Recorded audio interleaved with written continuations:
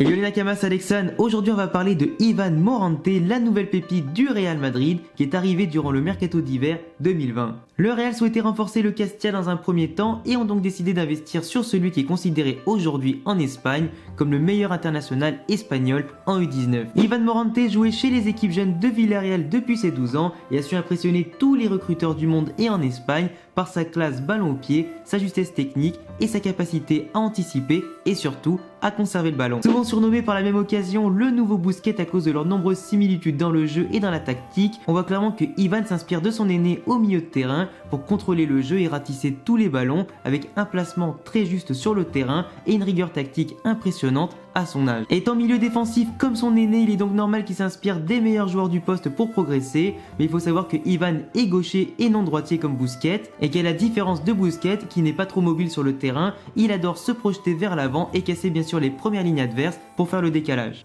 La plupart des grands clubs comme le Barça ou Manchester City étaient déjà sur le dossier depuis très longtemps, mais c'est bien le Real Madrid qui a empoché la mise avec facilité dans ce dossier-là. En Espagne, on parle vraiment d'un énorme coup à propos de ce jeune joueur avec beaucoup de talent qui a réussi à faire parler de lui dans tout le pays en étant bien sûr régulièrement surclassé chez les jeunes et faisant très régulièrement de très bonnes performances à chaque match et chaque tournoi important. Il va d'ailleurs pouvoir progresser à son rythme avec le Castilla de Raúl en 3ème division avant bien sûr d'avoir sa chance s'il perce un jour en équipe première.